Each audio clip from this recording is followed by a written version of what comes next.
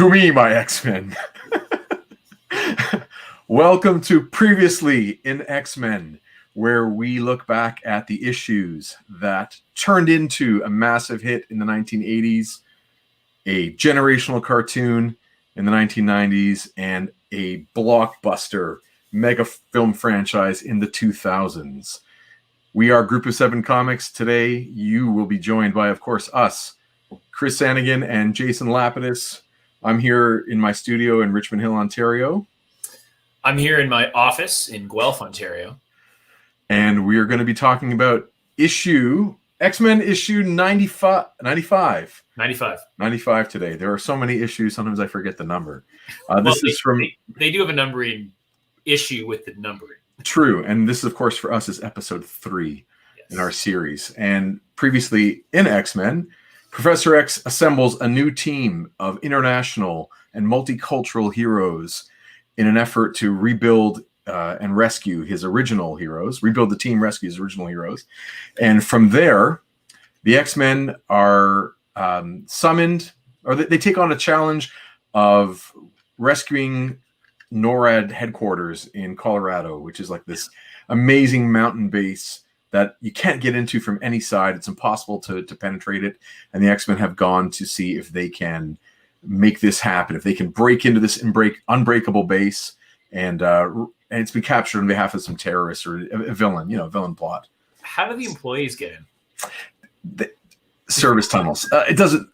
So some bad guys teleport in. They've got control of this base. The X-Men fly to try and rescue, and their jet, the Blackbird, is sonically disrupted so that it ceases to exist. But the X-Men themselves still exist, and we pick up the issue with the X-Men falling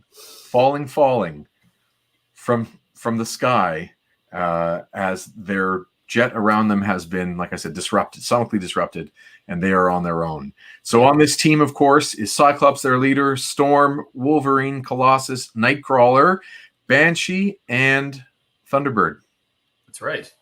And they're fighting a team called the Unimen. The Animen, the Animen. As in animal men. Yeah. Yes. And that should be a lot of fun. It is. So, can we get into it? If there's anything you want to say, heading into this? I dig this cover. Yeah, this is, we should give credits, of course. So plotted by Len Wein, who is the kind of creator of this new team. He, writer and editor at Marvel Comics at the time. And he's plotted this issue, but the writing of the script goes to Chris Claremont, who we know will eventually take over and lead this title through. As well, it gives art credits to Dave Cockrum, even though he's not credited as the inker. So it's kind of a weird credit where he's art as opposed to penciler. Okay. But basically the main credits here would go to plot by Len Wein, script by Chris Claremont, and art by Dave Cockrum, who is that's the core team of this issue on this title. Like, that's who's making this book at the time. You are reading it in its original form, but digital, like scanned versions of the original issue as it was printed. I'm reading it in 2 different forms. I'm reading it in black and white in an Essentials here. So I have all the same art as you, but clearly black and white. And then I have another version of it in a series that I read at the time called Classic X-Men, which is reprints of those old issues, but about 10 years later, with a couple revisions here or there. So I kind of look to see what they've changed, what they haven't changed. Sometimes there are additional story pages, or they've redrawn a panel, etc., etc. And this one, there is the second half of this issue is a backup story that really adds to the narrative that you and I are about to read. Hello there, toying around. Yeah, as we get there, it's amazing. I mean, the small changes, we went through it in issue 94, just one scene in the danger room. And right. Is small but significant, like changes tone, changes pace. Maybe maybe they could be, once over, you kind of don't notice them, but once you do notice and point them out, to me, it's substantial. For sure. Just want to say shout out to our friend Kevin, aka Toying Around, who's been a good mentor, a live stream mentor for me, letting me join his live streams once in a while when we would go through some Disney Plus shows and whatnot. So Shouts to you, Kevin. I hope you're doing good and you have recovered from your amazing trip to Florida. That's not Florida, pardon me. To California.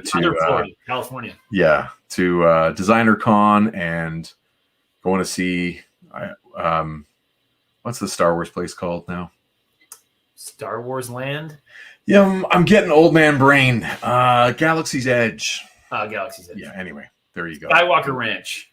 Yeah, Skywalker Ranch. That's where Kevin was. For sure. Okay. Anyway, so there we go. I'm interested to see like how the team is playing out and comparing this to let's say the animated series. You know, having Storm and Wolverine and Cyclops as those main characters, like that's the same. Professor X is the same. Really big difference. You know, there's no kid character in this yet. They haven't, you know, figured out the version of X-Men where they're going to have a kid like Jubilee or Kitty Pryde. Colossus and Nightcrawler are mainstays in this series, and we're going to see in this like there's kind of no place for Banshee. You know, like he doesn't really have a role on this team, which we'll see as these issues continue. And Wolverine is definitely not a developed character by any stretch of the imagination. Not at all. Yeah, not at all, as you say. So we want to dive in there. Let's go in. Okay. All right. So we literally find the X-Men in midair. As this is the follow-up to the cliffhanger in the last issue. It's called War Hunt, and we see the X-Men as they're falling. And cool, you know, there you go. Fun place to start. If you missed the previous issue, you have no idea why they are in the situation they're in. I love that it's called on the inside the Uncanny X-Men, but on the cover of the issue, they're called the All New, All Different X-Men. So right. We're, you know, they're playing with some descriptive terms for the team, but the title of the book is still, I think, I guess it's All New, All Different for the time being. Anyway, it's a great splash page. It is, yeah. I mean, to my eye, it's a great splash page. But I will also point out that there's two flyers in that page who seem like they had forgotten how to fly within the moment. Maybe it's just shock. Maybe they're just still shocked. Sure, possibly. Let's say that. But anyway. So if you want to turn the page, we get a little recap as to why, you know, what they've been dealing with. So Count Nefaria. We get that amazing artwork of Beast in the background there, which is a little better than it was before. It's like improving each time that Dave Cockrum has to draw the blue furry version of Beast. It recaps like I said, the previous issue, and then the team decides to have a conversation. Oh man, this conversation, a long free fall of a conversation. Yes, like with multiple paragraphs of dialogue, multiple pages of dialogue. Yes, Is this the Claremont that we will come to expect? Well, he does have the panels, and the panels are like he has the room to have dialogue. It's not like there was only one panel and he crammed it. Right. He's given quite a bit of space there, and if this is done Marvel style, which would mean that the plot is shared with the penciler before the script itself, the dialogue is written. So Len Wein would say, Claremont, Cockrum, this is the idea for the issue. Dave, you can start drawing. Chris, you can go start writing and, you know, share along the way. Yeah. And so Cockrum clearly is going to make these panels where there is, I mean, that third panel on the bottom, okay, Nightcrawler is not in a falling pose. That guy is having a conversation in a restaurant or on a bus or at a dining room table. Like this is not, or standing in a hallway. This is not a falling pose. You know, his hair isn't, you know, moving strongly to show that there's any kind of movement. Storm's hair is moving a little bit. I don't know if you've ever been falling out of an airplane or anything like that. It's loud. It's very loud. Right. Yeah. Sure. Yeah. This is, as Kevin is saying, this is a great time to reminisce. You're falling out of an airplane. So yeah. Let's get talking. I just wrote down, this is a long, multiple O's, long drop. But they have this debate of like, what are we going to do? How do we survive this fall? Well, you know, I love that. A super calm debate about it. And Nightcrawler explains he can't just teleport them out of there because they has this great line. The law, that one. Yeah. Yes. Yeah. The law of conservation of energy demands. Law of conservation energy demands. Yes, that I materialize with the same velocity that I started with. I will be killed regardless. Like, who has time? Is that a law? I'm just gonna. Well, I mean, is that? Are we talking comic book science? Because it sounds good. it does sound good. It sounds good. So credit to Claremont. Sure. But There it we is go. great. It's like that. What is that in giant size with the new what Mr. Fantastic and the uniforms? What does it call them?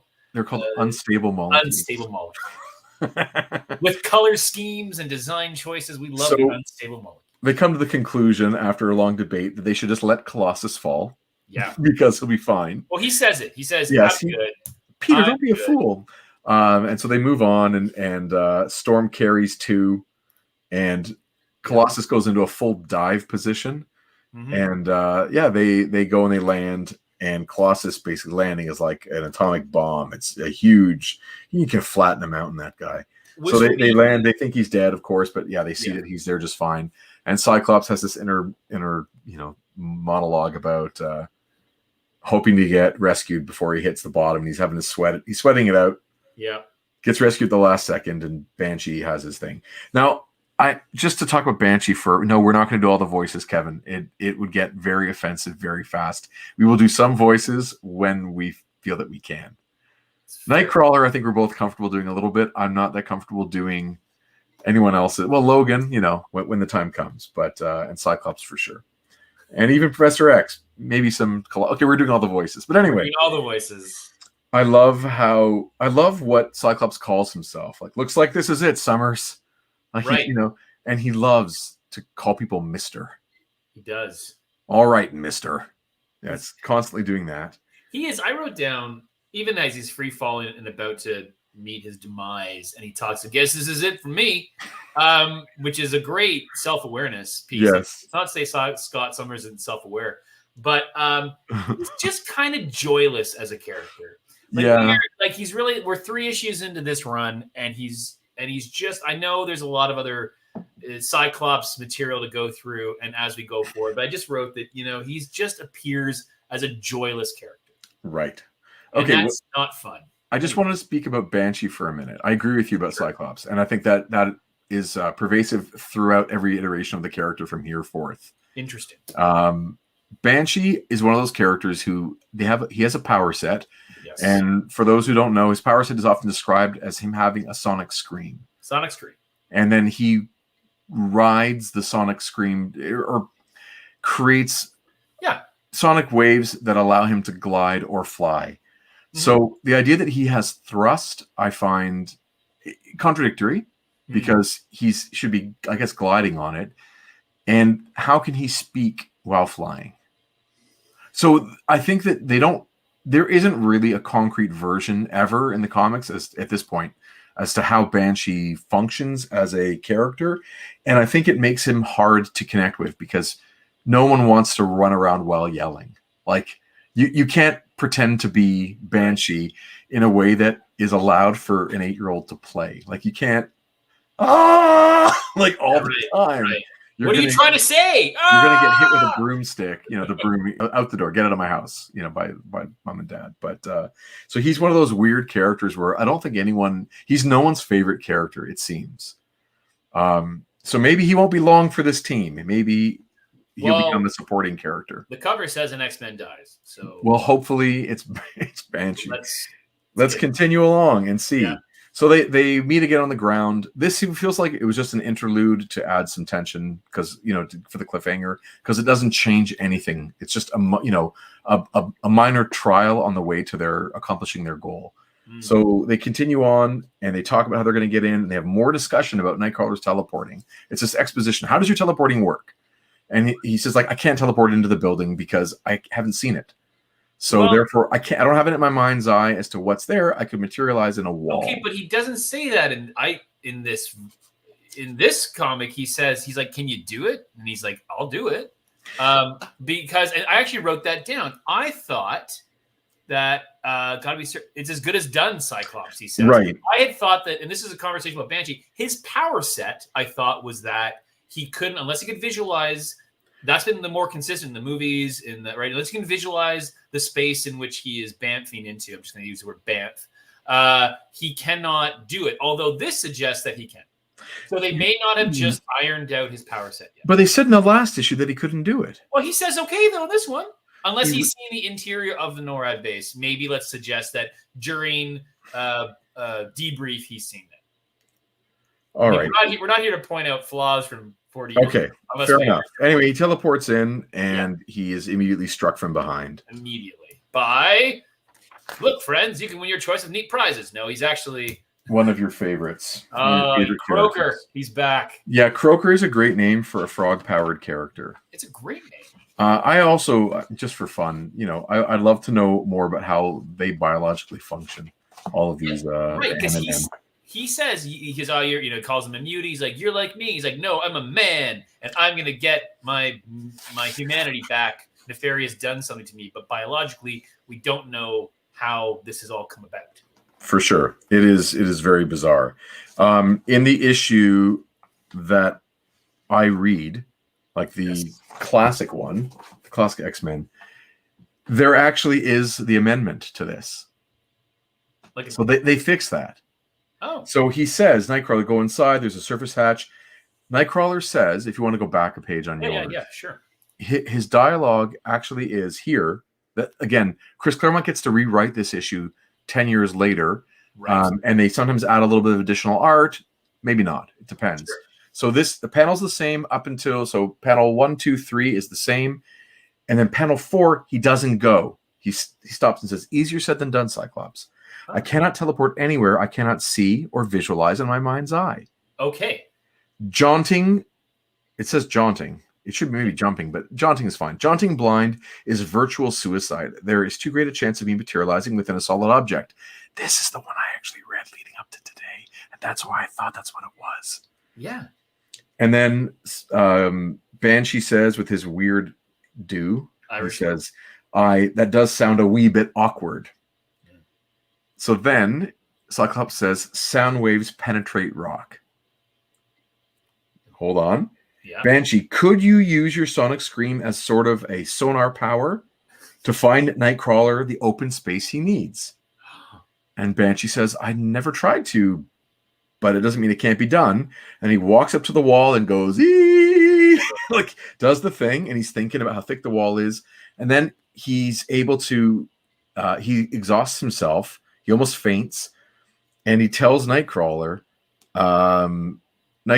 there's a fair-sized space, 51 meters lateral from here by 7 vertical up. You can match those coordinates, bucko. You're in. And so all between the panel of the third panel on that page there where we see the two men talking, Nightcrawler and Cyclops, between that, they now add in a full another page in this until now we get Nightcrawler teleports the same, and now it picks up exactly where. So they added in 1, 2, 3, 4, 5, 6, 7 panels between those two to make this make sense. Right. So Banshee finds the way in with his sonar power. So you were wondering what the point of Banshee was a little bit, and now you know it's there to assist with the exposition. Yes. And this, but you know what's funny is like, could this happen? And he should have been like, sure, it's a comic book. We can do anything. Sure. Let's go. How about just say I memorized the map? Let's go. Okay, so moving on. That's what I suggested. I know your suggestion is good. It's very good. Man. Thanks. All right, so he fights Croaker. Before you do a tactical mission, you look at the map, right? You think so? Anyway. Okay. Well, it's the X-Men. They're still learning, though. They're babies, so who knows? Yes. Do you want to talk us through this fight? Well, I mean, it's a fight between Croaker and Nightcrawler. And what do you think Croaker would sound like? Like, right? Like a bullfrog to me. Sure. Like a bullfrog, right? A real guttural. But anyway, and so here's a question. You see the Banff in that bottom corner of that panel on the left. Is that the first time you see a Banff? Oh, dude. I mean, I haven't even taken note. Anyway, no, just on his way in, he does a Banff. Does he? Well, yeah. Anyway, he fights him, he beats him, and then we see the rest of the Animan, and Nefarious got some more nefarious plans for the X-Men, and Nightcrawler lets him in. I thought you'd talk about. I really love the dialogue. Like, I do not wish to hurt you, Herr Frog. Oh, I did write down that having you and I created a comic book series that it takes place 100 years ago and involves combatants from that part of the world, the Germans and the Swiss. I really wish we could have used Herr Frosch at some point. Yeah. Which is right. Herr Frosch and immediately Herr Frog calls him 1 and 2. Really weird. Really weird.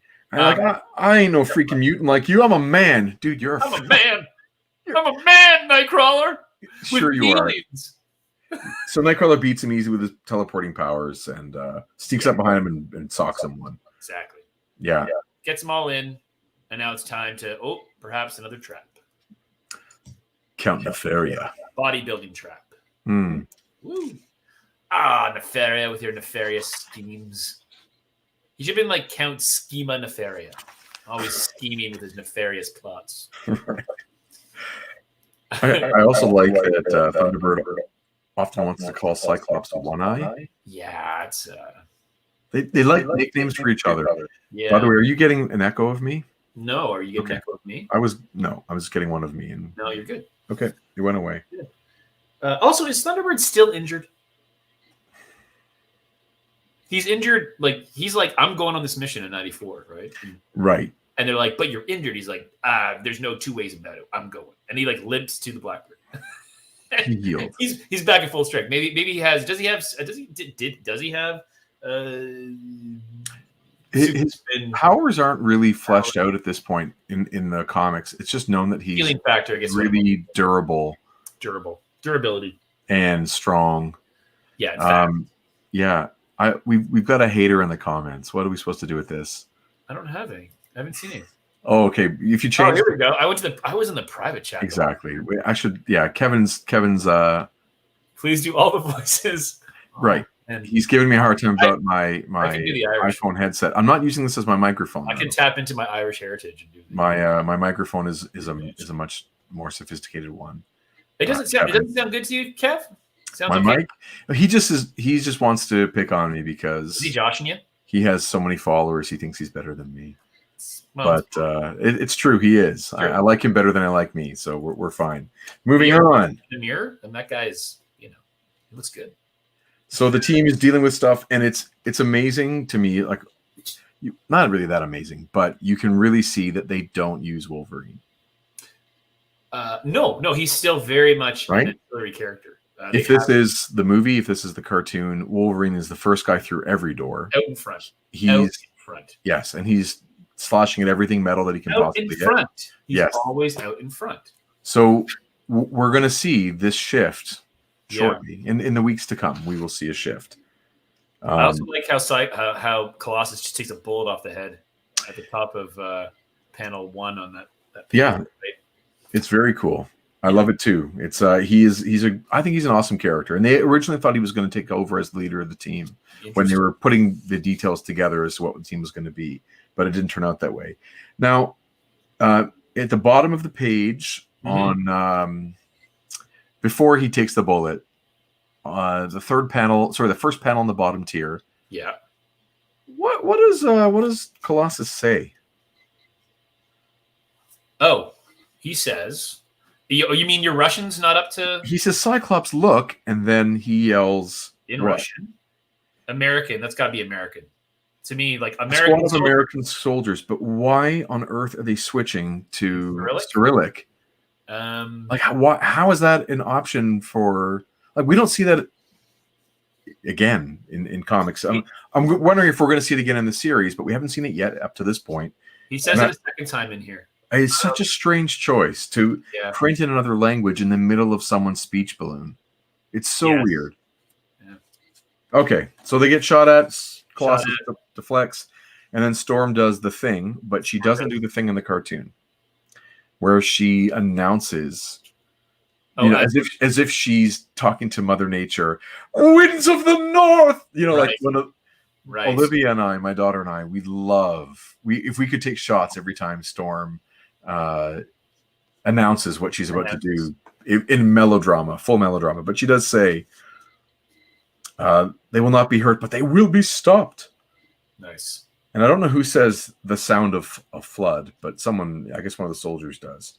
But it would be great if Storm is like, why jeepers? That's the sound of a flood coming our way. No. Roaring Mississippi waters, like Colorado River. I grew up beside the mighty Mississippi, and I can tell you, when it goes over its banks. It's such a strange choice to get her, to be yelling about her powers. Anyway, she floods them away, and off we go. We get another fight. Yeah, another fight. so each character is kind of using their powers. We've had Nightcrawler use his, Banshees use his, Storm, Colossus, and then we get a tussle between Thunderbird and the Ape Man. Yeah, Gort. So it's like a gorilla. Yeah. It's like great name. Yeah. So he's dealing with Thunderbird, and he continues. They get the full-fledged fight with everyone going toe-to-toe. Yep. Because they are numerically equal. Yep. And that weird cat dude against Catman. Wolverine, Catman. And we never get to see, of course, Wolverine land any punches yet. And this will be an interesting thing to keep count of. Like, when is the first time we see Wolverine land a clawed I was going to say, is that because he has knives for hands and they're just kind of trying to figure out how to demonstrate that? Sure. Or not trying to figure out how to demonstrate it, how to figure out how to avoid demonstrating, how to keep this comic. Right, because he can slash, and a slash is like but right, he would take that guy's arm off, which they can't. That meant him. You'd think so. But he never lands a punch, even though he's an incredibly skilled character. We don't get there yet. Okay. And when they do show Wolverine finally land a punch in X-Men comics, it is bloody dramatic. Do you remember? Okay, well let's jump now to the films. Yes. In X2, Wolverine lands when the team of soldiers invades the mansion. In the first 5 minutes of that scene, Wolverine gets he's like a special ops guy and he's fighting them, and he pushes him against the wall or a fridge, and he just puts the claws. And you never saw that in the first movie. And I still remember watching that and going, whoa. Right. And that was talking about dramatic. That happened. And then he goes and he starts going through those enemy soldiers. He's putting claws in feet. He's putting claws, and you were in throats. And you are. It was very dramatic. It was huge. It was huge. Oh, Wolverine's killing a guy. Right. It was a step in a different direction. Obviously, very much for the character away from being kid stuff to a grown-up thing, and that was totally fine. Those movies aren't made for children anyway. No. Then of course it goes a big leap further when you finally see Logan, where the movie is which is another level. But at this point they're still trying to figure out how to make Wolverine a kid's character, and it's not easy to do. No. He's set up to be able to, originally as an antagonist for the Hulk, right? He's sort of guarding Canadian territory when the Hulk wanders into Canada, and he doesn't cut the Hulk when he punches him. It's just sort of powers versus powers. It's glossed over. Yeah. Anyway, he gets knocked into the metal, and they keep fighting, but then Colossus intervenes and gives Wolverine a hand. Yeah, I'm really loving Colossus so far, by the way, as a standout character in his first issues. He's great. He only gets better and better and better when they flesh out his human side, There we go. More fighting. Round 2 of Croker. And they just, make use of everyone's name as often as possible. Yeah. My thanks for your assistance, Cyclops. Cyclops, look out! Yeah. Right? Cyclops is lost. And Nightcrawler shows his agility, which is kind of a neat one. Mm-hmm. And then Gort's going to kill everybody. Yeah. And Storm. Yeah. And there's the reference to Hulk, by the way. Oh, pardon me. Last panel. Heads up, guys. Movie. Here comes that Road Company Hulk. And he looks loaded for bear. Now, when you say Road Company, that's like a term referring to version of? The lesser version, because it's the traveling theatrical troupe that goes on the road as opposed to the one that stays on Broadway? Oh, good point. Is that what they're referring to? I want to believe that's what they're referring to. As a kid, just a quick sidebar, I loved hearing expressions that I had no context for until I read them in a comic book that was, written for usually a 10 or 12-year-old, but would drop these references where, a Road Company Hulk. And I wouldn't know what a Road Company Hulk was, but you'd know it's lesser than. So you eventually pick it up, but I still have not heard that many other times. Road Company. There you go. All right, so they're about to get stomped by this Road Company Hulk. Oh, those ads. That's a whole nother show. That's a different show. And then we get Storm using her powers again. Yeah. This to me is like a really good example of, a really common trope in X-Men comics, which is like the team goes up against multiple players. Yeah. And they each get a moment to display their powers. And the team starts as underdogs. And once they start to use their powers properly, they can kind of overcome any obstacle, right? Yeah. I also like the colors on that zap. How she zaps and it's purple. Yep. Okay, cool. Growl. And then whammo from Nightcrawler and Wolverine. And of course, Wolverine's claws are not out when he lands that punch. No. Yeah, and then we get the double beams. We get Cyclops going up against Dragonfly. He's in his mind, Dragonfly. Hear me, X-Men. Your will is your will. Yeah, right? My will is your will. Society, right? Yeah. And I've also never seen this. In the bottom panel on that first page, you see Cyclops' eyes behind his visor in sort of see-through to show that he's hypnotized. He's hypnotized because it has the hypnotized eyes. Yes, and so once his eyes are wide open, right, the blast comes out, which is not exactly, I think, how his powers work. But they're still trying to figure that out. Yes. A ton of inconsistencies with the powers. Yes.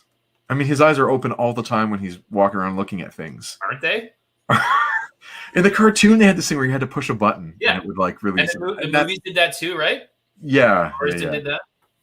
That's true. That sort of focus. Anyway, they beat the bad guys. They've got Doomsmith minus 18 minutes. Oh, man. They're not going to. They're not. No. And then they realize Banshee and Thunderbird aren't there. Right. They're unconscious, and they've got to, figure out. They got to move on without Banshee and Thunderbird. And Nefaria's on the run. And so they move forward. I love the self-destruct engaged. T-minus. Yeah. Yeah, it's very cool. They get this major pressure. The two guys wake up. They realize the team has moved on without them, and they see that Nefaria is running to his ship. That's right. So off they go. Mm-hmm. Nefaria is getting into a Harrier jet, which of course he knows how to fly, of course.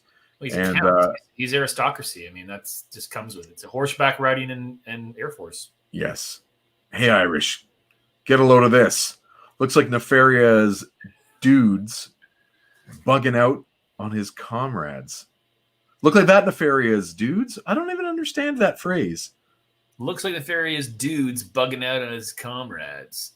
Compadres. On his compadres. Sorry, compadres. Yeah, I should actually take them to read here. But it's a double. You're right. It should be that. Look like that Nefaria dude. That Nefaria dude. Yeah, it's a double S.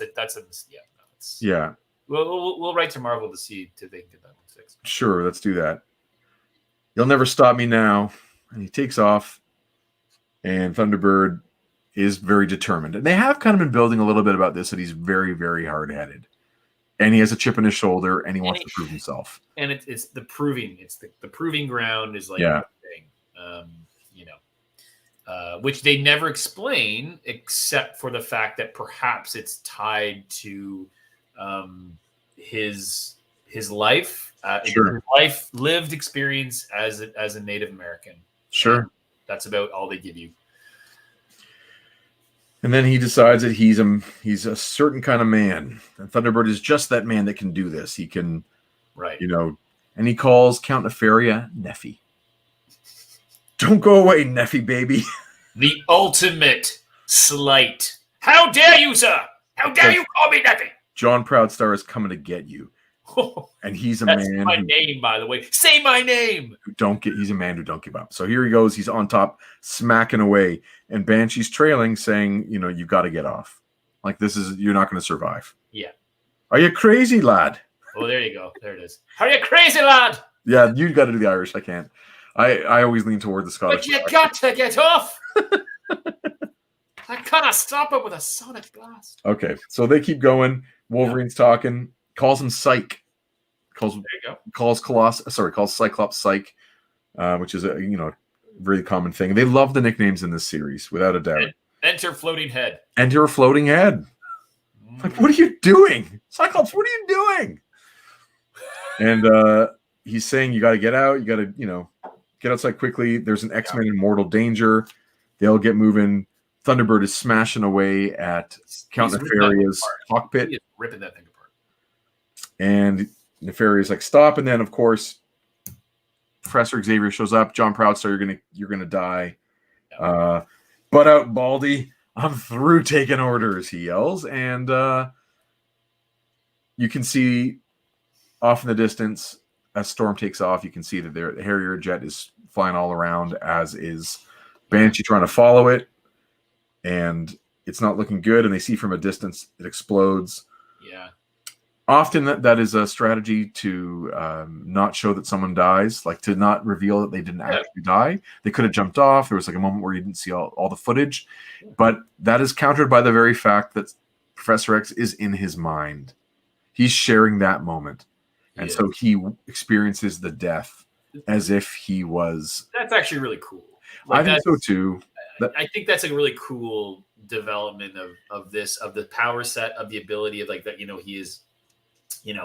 he is in your mind, and so he is actually experiencing those feelings and the pain and the emotion as well. I think that's a neat thing. It definitely is. And that page, that on the right hand side there, that page with it, we get the plane hitting the ground. Yeah. And as if Xavier is in the flaming ash. Right.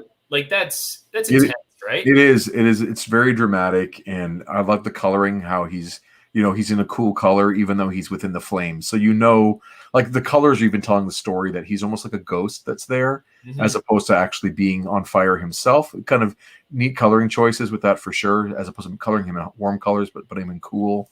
Yeah. And it's sort of his astral form, which will come back time and time again.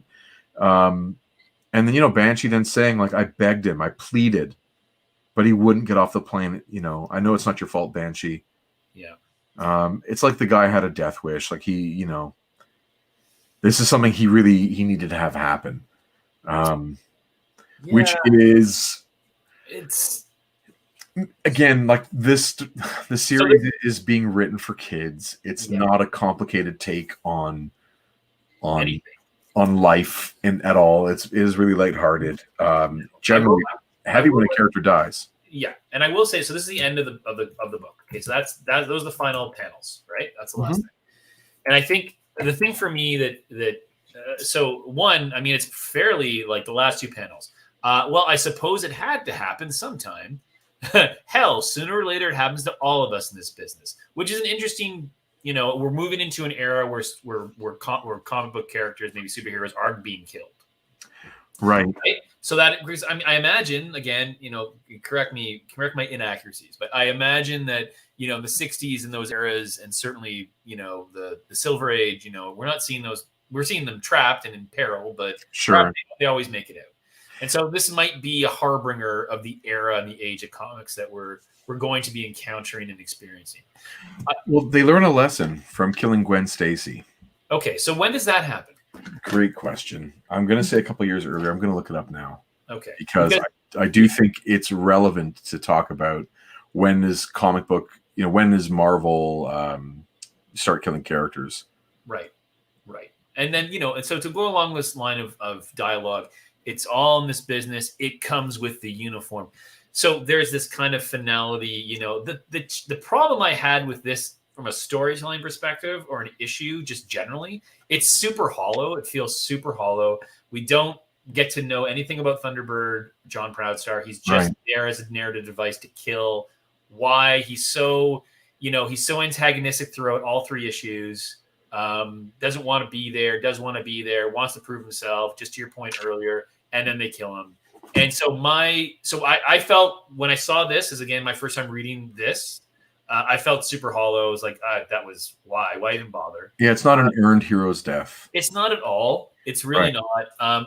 Now, I would like to think, and again, hopefully we will encounter this moving forward, is the character of Thunderbird revisited, and do they do that character some kind of, let's just say, comic book justice, which is actually fleshing out motivation, character, and giving that character much more of a reason, a raison d'etre, an agency. Sure. That's my storytelling comment on that particular. So Claremont is in his younger years. He's at the start of his comic book career. It's not his first series, but it's still toward his earlier side. Gwen Stacy's death, by the way, is 2 years earlier. Okay, so you've got a it's death happened. Okay, but that was a death that was earned, right? She's in the first issue of Spider-Man. She's all the way there. 10 years later, of course, when Claremont writes classic X-Men, which is, again, reprintings of those original issues that we're reading here with additional material. Claremont adds the backup story is the funeral. Okay. And each character has a moment where they are, they're dealing with a memory or dealing with something that's happening right then and there that makes them individually reflect on Thunderbird. So he gets a little bit more. They also, Nightcrawler remembers meeting him in the gym. Banshee is filled with tons of guilt. Right. They talk about him having something to prove and the chip on his shoulder. Yeah. Wolverine heads off into the desert to follow some mystery that he thinks is important. Yes, he's Canadian. He does. Sure. Storm reflects on a time where he just appears in her attic. So it hasn't happened yet in the comics, but Storm is going to take possession of the attic of the X Mansion, and that she has a garden there, and she often creates little showers to feed the plants. Okay. And it's like her little meditative kind of. Yeah, her sanctuary is the attic of the mansion. Yeah. So he just appears there, and they have a little chat. And they're talking about Wolverine. And of course, this is now 10 years later in writing terms and character development terms. So Claremont has some hindsight, and he says, like, I'm trying to sneak up the way Wolverine does. He's the man for me to beat. Like, he's my target when it comes to how I'm going to be like. Yeah. And they have a little history there. They have a little talk, and then we also see that John Proudstar was a vet. Okay, so that's an interesting piece. Right. That could have gone a long way to explaining part of it. And this goes to a conversation you and I have been having for the last month or so with all those pieces of pop culture in the 70s and 80s that we grew up on that have Vietnam vets as protagonists, at the core. And how we grew up in like the shadow of those stories, with things as simple as Magnum PI and the A-Team and G.I. Joe. Those characters are all from Vietnam. They all experienced the Vietnam War in different ways. So John Proudstar is, he's honorably discharged. He's Corporal John Proudstar of the U.S. Marines. He's got medals. So Wolverine discovers the box of his mementos and sees that the brother has stolen the body or reclaimed the body. Right. And is performing a traditional funeral rite. And Wolverine lets it happen and doesn't tell anybody that that's going on. He's like, there's nothing to see here, guys. We got to move on. And then the brother blames Xavier and crew and says like he's going to avenge. And is the brother now in terms of comic book? Yes. Or is the brother Warpath? You got it. Okay. Who basically is the same power set as Thunderbird. Right. He comes in as a villain eventually, as a minion to Emma Frost, the White Queen. Okay. She has a team of mutants called the Hellions. Yes. And he's a member of the Hellions, and then eventually he's recruited and joins the New Mutants under Cable, and Liefeld molds that character into the Warpath that we kind of know today. And then there's a team. There's X-Force. I know they did a He continues on. Yeah, he makes it to the movies, right? We see him, especially in Days of Future Past, right? He has a kind of a neat and he is Warpath in there. I think he's Warpath. He is Warpath in there. The knives, the strength and stamina. Yeah, there is something there. Like I think history does show that John Proudstar gets the short end of the stick. Like the character doesn't get his death. He's 3 issues into his superhero career, and he gets kind of a meaningless death. Yeah. There are some interesting aspects about it, but they really haven't worked it out.